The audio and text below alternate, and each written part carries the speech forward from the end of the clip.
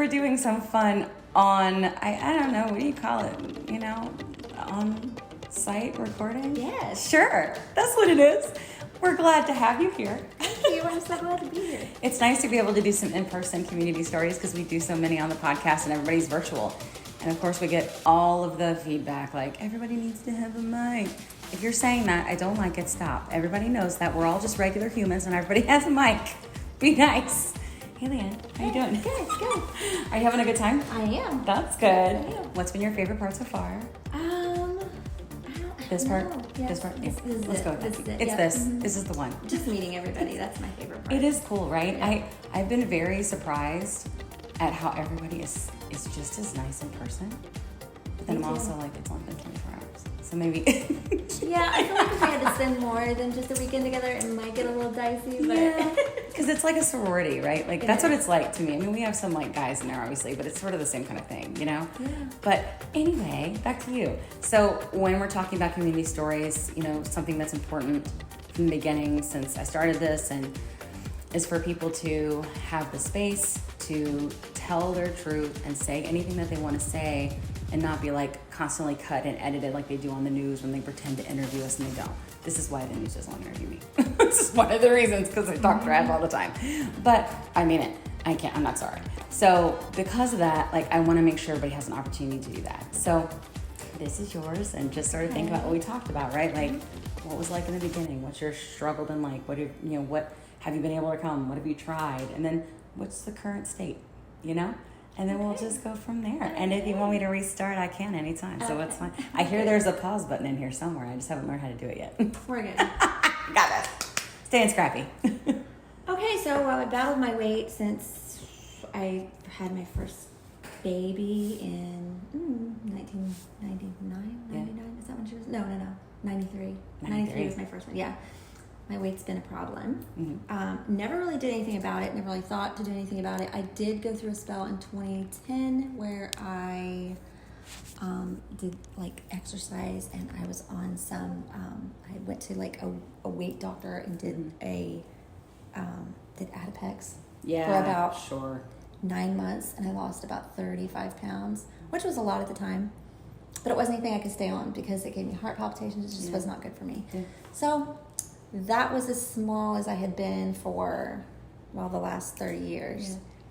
Yeah. And when I started on Mounjaro, it wasn't even really for my weight. Mm-hmm. I had so many other health issues because of my weight. I didn't realize it was so much because of my weight, but I had high blood pressure. I'd been battling that for 20 years.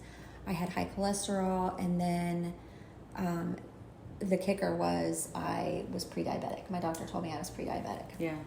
And that scared the crap out of me. And I was like, okay, what can we do to stop this? I hadn't even heard of Mounjaro or the GLP1s or anything. Yeah. So what can we do to stop this? And she said, well, there's some medicines. She said, the insurances aren't wanting to cover them, but there's savings cards out there. She said, let's try that. She said, are you opposed to shots? And I was like, well, it's not my favorite thing, but sure. if that's what it takes, okay, I'm in. So she prescribed me Mounjaro, and I started on my journey. Yeah. And it was then that I was like, okay, what is this? Yeah. What is this? So I went to Tik Tok and started looking, and I was like, oh my gosh, there's all these people. Right. Yeah. And so that's when I really found out all the information and all the good stuff. And it was so great just to have all these people that were going through the same thing at the same time. Right. So one of the first things that I have to say that I noticed was I have arthritis. I have osteoarthritis. And it was so painful for me to get out of bed. Like, I would get up and it would take me an hour, like 30 minutes to an hour, just to be able to stand up straight and walk straight because I hurt so bad everywhere. I noticed within the first week of taking the first shot that was gone. And I was like, what is this magic? What is this? What is this voodoo? I don't know. Right? Yes. And so I knew at that moment that this was something completely different. Yeah. Like, this was going to be completely different. Yeah. Did you get excited? I did. Yeah. I did. And it's weird, but you almost feel healthier right off the get. Yes. Even before the weight loss starts happening. It's like you can feel a change in your body. Yeah. So yeah, so that's how that started. Yeah. I lost quite a bit of weight the first month because Yeah. I had a lot of inflammation and stuff. Yeah, for sure. And then it kind of slacked off, but let's see, I'm almost coming up on my year at the end of the month, and I am down 54. That's I great. fluctuate between 50 and 54 pounds. Yeah. How do you feel about like maintenance and stuff? Maintenance has been interesting. Yeah. Which, I mean, you know, a lot of us say that are doing maintenance Yeah. because you get so used to like doing the weight and doing the measurements and all the things. Yeah. Like, you know, the Me360 app, and you're doing your weight every day, and you're just watching everything like a hawk, and then all of a sudden you're wanting to just stay where you're at, and it's like, okay, well, now what do I do? Exactly. This is boring. Yeah. That's a lot of people have said that. Yeah. They're like, maintenance is boring, because I feel like nobody's ever been there before. Yeah. You know? It's like, crazy. Yeah. And I try not to weigh myself every day now because I got in such a habit of like tracking my weight daily. Yeah, because it's exciting, don't you think? It is. Yeah. And it was exciting because I have a Renfro scale, and it was so neat to see not just my weight change, but the composition of my body. Yes. And just to see all those parameters go from red to green. Yeah. I mean, That is cool. it was really cool. I have not been there. I don't know if I will ever be there. So I can't even like imagine. So I feel like there are people that are probably like me, and then there are people who are obviously at the beginning of their journey, and they're like, maintenance, what is this mystery? And I hope that people like you will post things like that, like more about what that's like, because for us, it's the furthest thing from boring, because it's, if you think about it, like that's the part of the journey that's just so undefined. You know what I mean? Like It is. It's if anything, like I hear that constantly from people in the comments and emails and messages on TikTok, like, can we please talk more about maintenance? What does that look like? So I hope that like you will take that opportunity, everybody will, like to do more around that, because it is not boring. We need some sort of like MJ maintenance hashtag. We do. You know what I mean? Mm-hmm. So everybody knows. Yeah. How do you feel about like when you went on TikTok? And I'm super curious because I did the exact same thing, but I didn't start on MJ. But when I went on TikTok, but when I went on TikTok, and I was trying to search for like the medicine, I saw like people giving themselves shots. Like, I was like, what? And I didn't know what it was either, but I was like you, that's where I found all the information. Mm-hmm. And it's crazy that we had to do that, and our doctors don't know. My doctor didn't have a clue. Yeah. I mean, she knew about the medicine, and she knew that, you know, it was going to help my blood sugar and everything. Yeah. But I was really telling her. Yeah. I was like reporting back to her with the goods. Yes. See, that's the thing. It's like I say all the time, we're early adopters, right? Like we're like GLP1s have been around a long time, but like, you know, I think in terms of this level, and then like what maintenance looks like, and let's treat obesity like in a disease. You know, it's like we really are kind of paving the way, like good or bad, what that looks like. And if you think about it, kind of scary. Do you ever feel that way? A little bit, yeah. Because it's like I'm with you with the osteo. I have all the land, all the places, and I was like that too, getting out of bed and doing anything. But I noticed like being around here in Nashville, we went everywhere, and I don't hurt at all. I've been going up and down these stairs like a friggin' champ, and I have horrible in my right knee, and I'm just like, you know, like, and it's amazing. And I had a very similar experience with the inflammation being reduced like so quickly. I remember when specifically with MJ, when I started it, I remember feeling like, you know how like when your foot falls asleep and it starts tingling and coming back awake.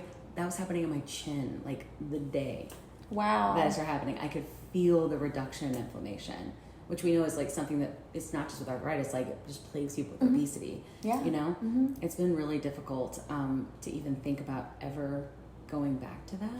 Oh, I know. You know? It's terrifying, honestly. And are you able to get it approved through your insurance, or are you struggling No, with that? I'm still battling that, and it's a fight. And I mean that's something that people need to know too. Yeah, they do. You can't be weak about this. No. I mean, you have got to be an advocate for yourself, and you got to get involved with not just the doctors. You're going to have fights with the pharmacy, the insurance, the PBMs, everything. Yeah.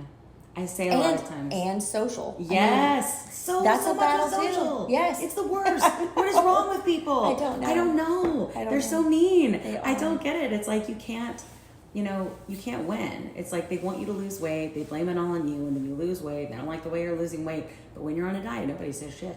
Sorry. It's YouTube. They're fine. But like, you know, like they don't care. Like, because they're not going to say to you, oh, like you're just going to gain it back.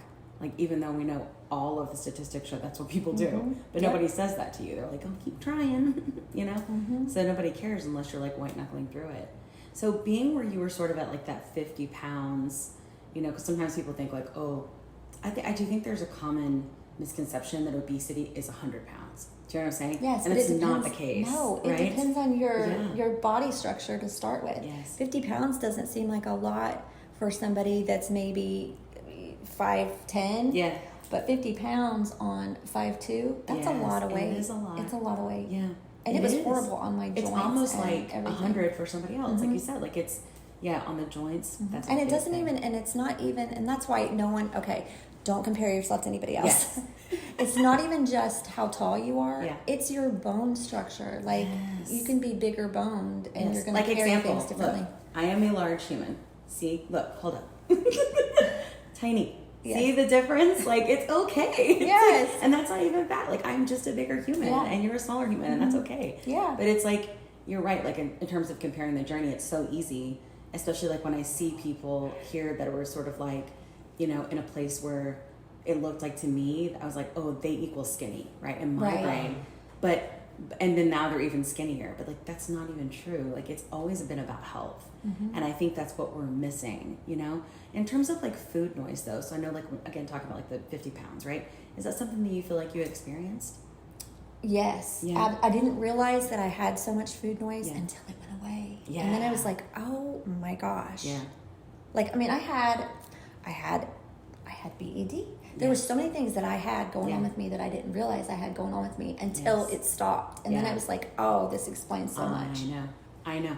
I would have never, I mean, I was embarrassed to talk to my doctor about it. Of course. Because it's so shameful. Yes. And it's freaking medical. Like, why? And they're always pointing out that you're overweight. Like, so that's the last thing you want to bring up is like, well, you know, I eat a whole pack of Oreos every night, you know? Yeah. When they're already coming at you in a judgmental way because of your weight. Yes. I think it's so funny that you say Oreos. Literally everybody that's been on the show says Oreos. Everybody says Oreos. That's their thing. Like with eating the pack of Oreos. Even Dr. Tumor, who has been on this medication, I do too. Even Dr. Tumor was like, oh, for me it was Oreos, but then she found out how to get Oreos in 2 packs, and she was like, that was my saving grace. I don't think I've eaten an Oreo since I've been I got some gluten-free ones, and I have 3. And that's it. And I think I've done that 3 times in a year. Isn't that crazy? I just haven't wanted one. Now I'm not going to say I don't eat sweets because I do. Yeah. And like the first couple months, there was like no sweets. It was, my body would know, it was no. I didn't want any. But gradually I've been able to enjoy things. Like I don't deprive myself. I do cake, you know, at parties and stuff like that.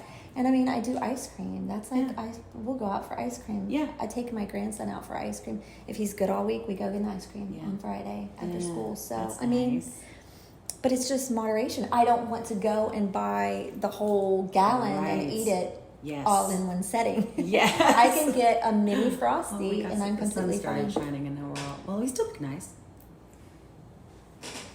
We're like kind of glowing. Hey, how you doing? The sun just came in. It's natural light. We're fine. This is real stuff. This is what they want to see, believe it or not. They don't want to see like our audience. They don't want it. They don't like it. No, when it is too commercialized, they're like, you know, because that's not what we do. No, you know, that's not what we are. Everything's about being real and messy and getting better. You know. Yep. It's interesting about the BED thing. Like I feel like there's, and I would love if like you expand on it. You don't have to. I can always cut it. But if you would expand on that at all, because I don't think there's enough people on the medication that are really talking about it. And I think a lot of people deal with it. And I think that they're like diet culture and like the way we think, we don't realize that BED and even the fat, right? That's all just a symptom of being sick. Yes. You know? Mm-hmm. So like, what would you, if you want to share anything about that, like what it was like for you and what it's been like for you since, you know, I think people would really love to hear that. Things got worse for me. I've been working nights for like 10 years. Oh my gosh. Things got worse for me when I started working nights. Really? Because that's when I really think all the binge eating and snacking and all that kind of stuff kicked in. Yeah. Because I would get tired. Yes. And I would want something to keep me awake. Yeah. And it was snacks. I would be like, okay, I am about to fall asleep over here, so let me just grab a snack. Yeah. Let me grab some cookies. Yeah. Let me, you know, and I started packing stuff for work. I worked in the office then. Yeah.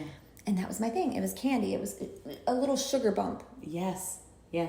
It's And interesting. that's what you, like, started and then it. You crash, right? Like it's, you Yes. get it there and then you're there and you're like, and then now you I have need to more, have more. now I need more. Yes. Yeah. Yeah. And I didn't want to do coffee because that gave me jitters. Yeah, for sure. If I drank too much coffee. So yeah, in adjustment to working nights, I started riding that sugar high. Yeah. And it just got worse and worse and worse and worse. Yeah. And then it got habitual. I mean, I work from home now, but it was still habitual because then it was worse. I started working from home and it's like, okay, well now it's not even what I pack for lunch. It's what I've got in my kitchen. Yes. Let me just run and get a sleeve of Oreos and a big old glass of milk. Yes. And I'll just sit there and dunk And them. they're Yes, good. Yes. Yes. Yes. Yeah, I swear, so- Oreos are crack. There's something in them. I don't Yes, something in I them. agree. It's so interesting to identify the common theme of anybody with obesity that has been like, oh yeah, Oreos was the thing. You know, it's crazy. What are you doing? What are you doing? What are you putting in there? What are you putting in the Oreos? There's something in there. Nabisco. That's right. Nabisco's the Oreos people. Yeah. Well, But yeah, so I think that's when it really started my binge eating. But then I also had emotional eating. And I noticed that, I suspected that several years ago. I went through a divorce and, that's hard. well, I went through a kind of okay, well, we're just going to give you all the goods. All the things. I married the same guy twice. Oh gosh, I get that. Don't do that. Yeah, don't do that. But we divorced twice. Yeah. And it was very painful both times. And I did a lot of emotional eating during that time. That was my comfort. I went to food for comfort. Yeah. And it's so crazy how your brain will do things to help you cope. Yeah. Not just emotional, but like rewarding me. Like if I had done something great, instead of like giving myself like, let's go do something fun, family wise or whatever, I would reward myself with food. Yeah. Like, oh, I did something really great at work, or I got some sort of praise at work. Yeah. I'm going to bake myself a cake. Totally. Yes. Or brownies. Yes. Or like just whatever. And it seems like, was it always sugar for you? Yes. For me, it almost always was. Mm-hmm. Other than hot dogs, that was my thing. I like a good hot dog still. I like hot dogs too. Yeah. But it was mostly sugar for me. Yeah. Interesting, right? Which is so weird for me because as a kid, I wasn't that drawn to sugar. Mm-hmm. Me either. What's up with that?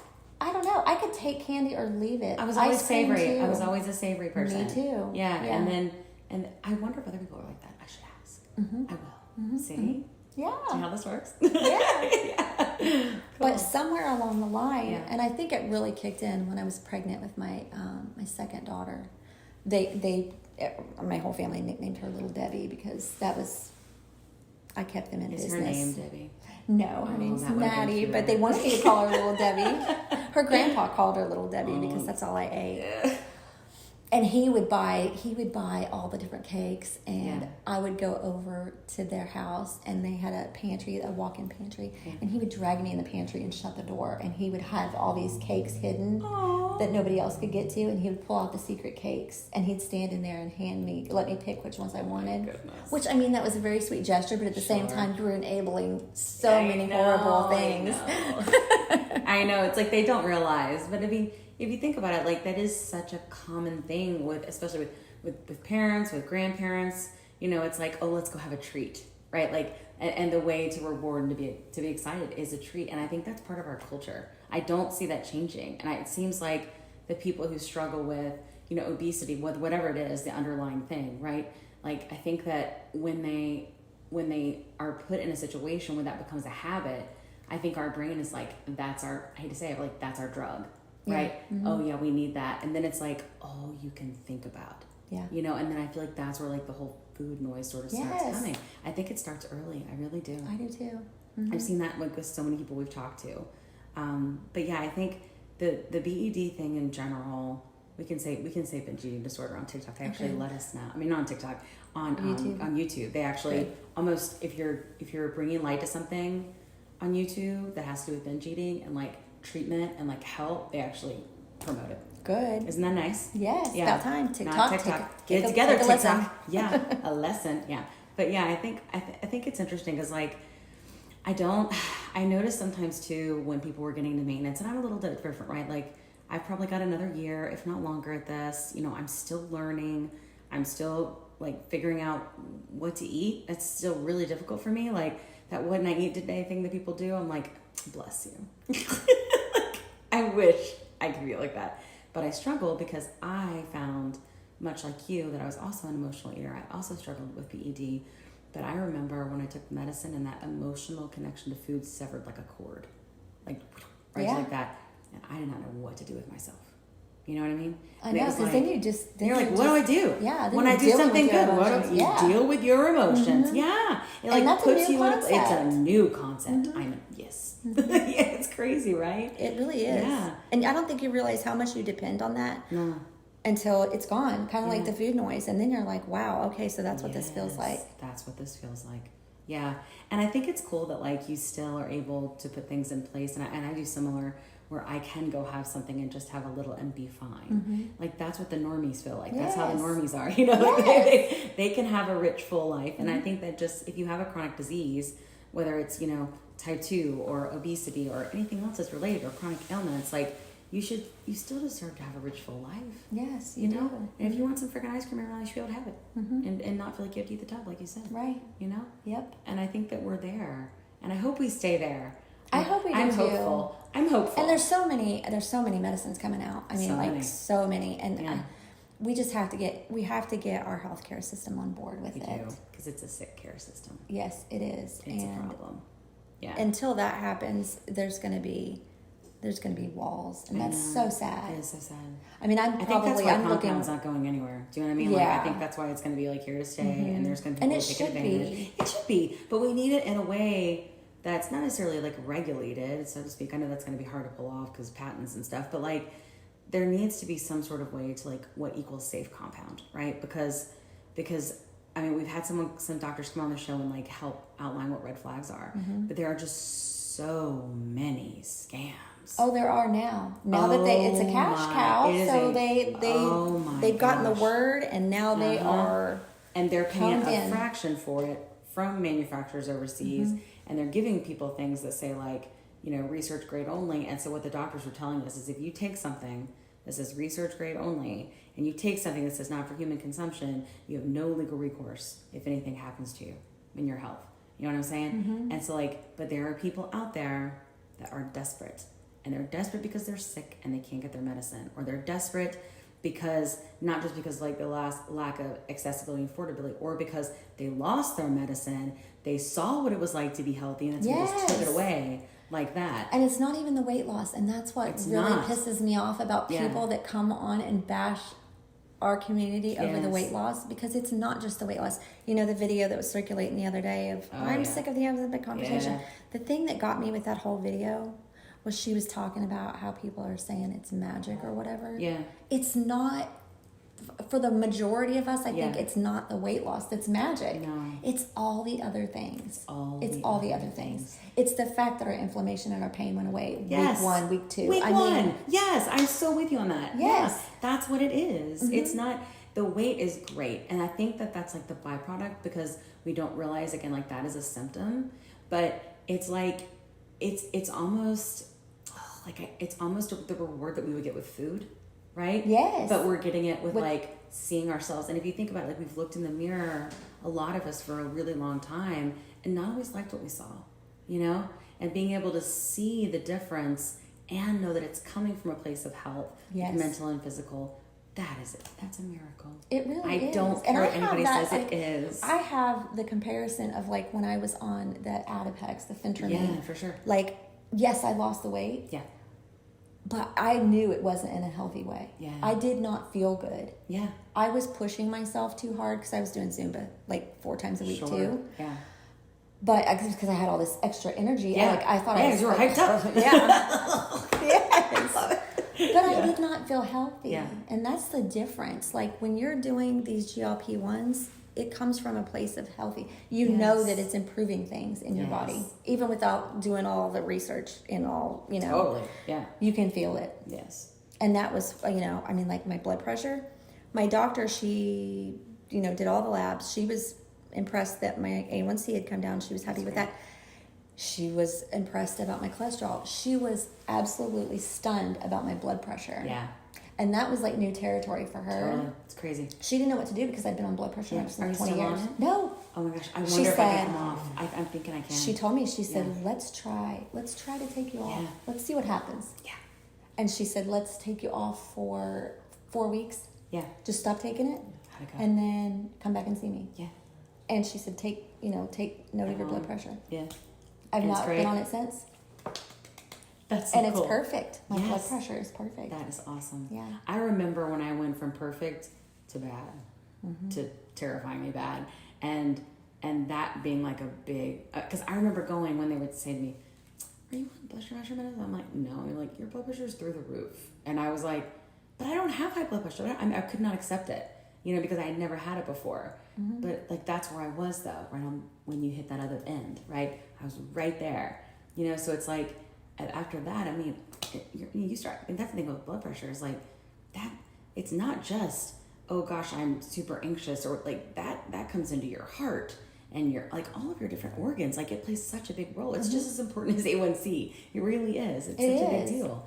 And I think a lot of people are seeing that as an opportunity. Like my mom has had high blood pressure. I feel like she was probably about my age when she developed it. And she was not obese. My mom has kind of played around with maybe 15, 20 pounds her whole life of weight. My mom was the same way and she had high blood pressure.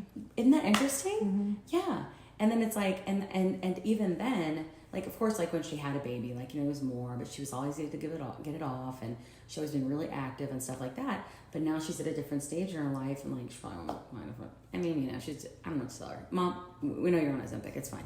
So you're on my lives, Mom. They know.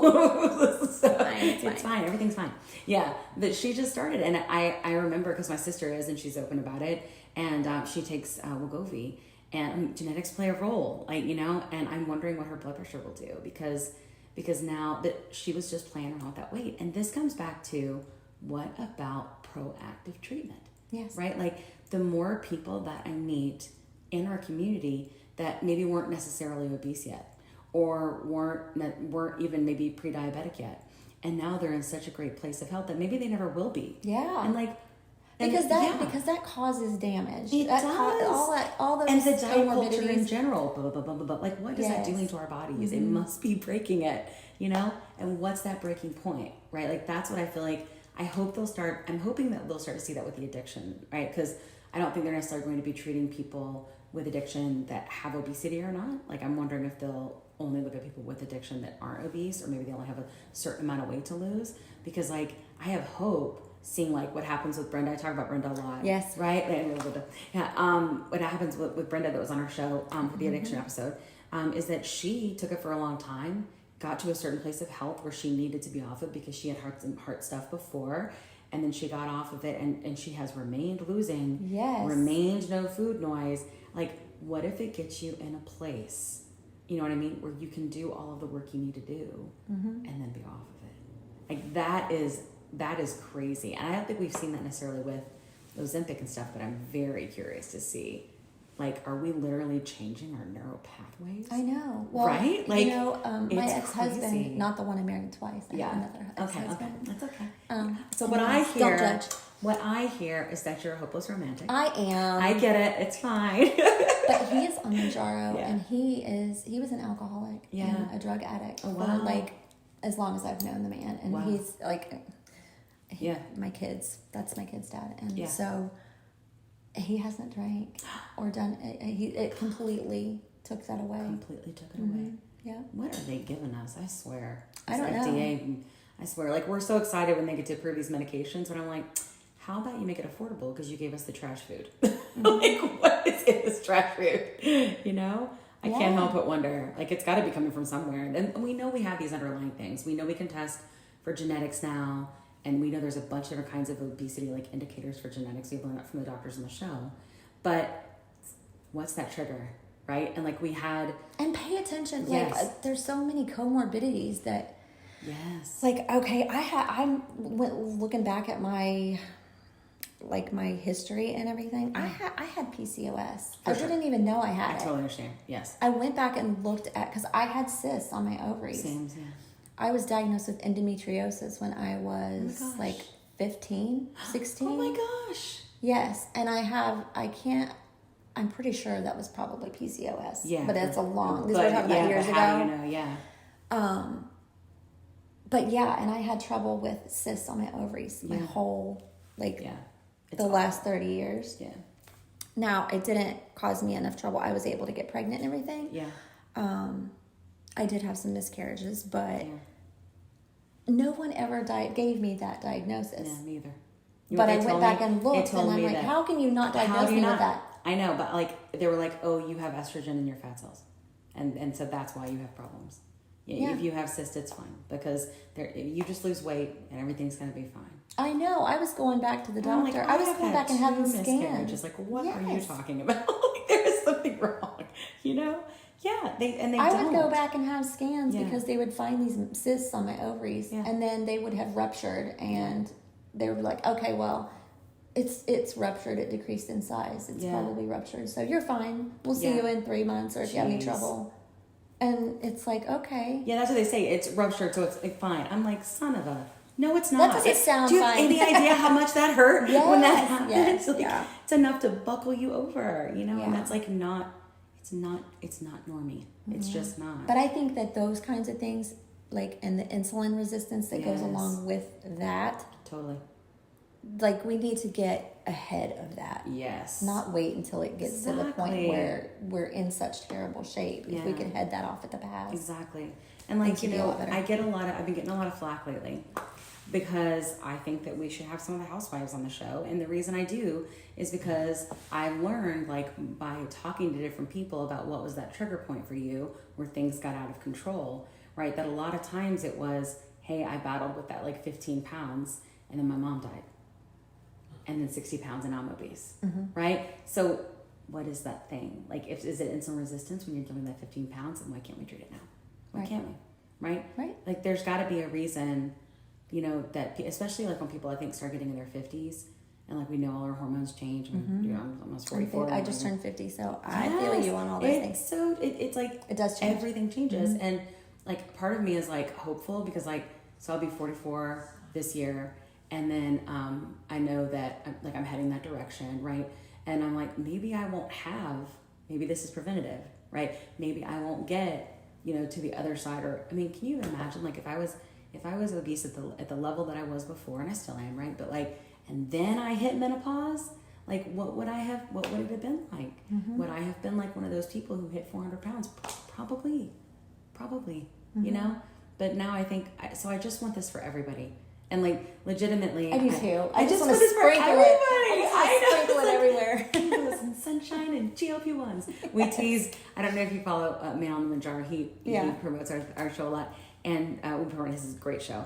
And he's like, we are GLP1 evangelists. Right? Really? Because it's like we've seen the light, like hallelujah. You know, like my mom did send me a message recently because she's just started. You know, and she was like, I am really, really surprised what this is doing for my sugar cravings. And I'm like, I told you so. I'm like, I didn't want to tell you a year ago, but I told you a year ago, you know, like, cause it's, I mean, like, she's my mother. It stands to reason that this is something that, you know, she would struggle with as well. Yeah. You know? Yeah. And then I have her parents are not large humans. My biological father is a large human. So I think just sort of like that combination, you know, and we work through all this. Like, we're always thinking, I don't know about you, but like the more stories I hear, I'm like, I wonder if that's the thing. And I think it's sad in a way that we're the ones having to do that, you know, but it's, I mean, and you know, I love the doctors on our show, but we are paving the way for more of them to understand because there are so few obesity specialists. Yes. You know, there really are. Yep. And I hope there are more. I have seen where doctors are going back and getting that. Yes. Getting the education on that. Yes. Thank God, right? Yeah. Yeah, but And they didn't some have are it before. just They really kind of didn't. winging it, like Yeah, my for doctor, sure. and it's like, Yeah. here, I'm gonna throw this at you, and you report back to me. Yeah. You know, but I mean, that's how they learn. That's Yeah, how we learn. that's That's how we all that's learn. how it all happens. Yep. So, Yeah. I'm just thrilled to have been a part of it. Yeah. and Well, now you're part of plus size. I know. Yes. Yay! Huzzah, huzzah. I only had to drive all the way to Nashville, Where did you drive from? Kentucky. Kentucky. Mine was Atlanta, and it felt like forever, and I don't know why. It just did, but it wasn't. It was only 2.5 hours for me, so I shouldn't even be like complaining. Oh, the way to Nashville. Yeah. Yeah. Well, that's so cool. Thanks for coming and doing this for us. You're and welcome. Thanks for we'll having be me. posting it. So, Okay. yeah, our members get all access early. So that's how we're doing it. We do not gate knowledge, though, so everybody gets it. Okay. Now I'm gonna go, and Shop? I'm probably not gonna do a lot of shopping. Yes. But I'm gonna eat lunch and Yes. schmooze with all the That will be lovely. Tik Toky All the people. TikToky people, yes. Yeah. The all the community. strangers. I All the know. strangers that are family. New friends now. Yes. Yeah. Mhm. Yep. It's awesome. Yes, Well, I thank love you it. so much. I'll go and stop it. Okay. All right. We'll say bye. Bye. Bye. Do you know where you guys are eating? Nope. There's this great place, and it's not downtown. It's called True Food Kitchen. Have you heard of that? It's so good. It's like all really healthy, but it's really good. I have no idea. And that's what I had looked it up to see. It's like Is it at the mall? No, it's like in Green.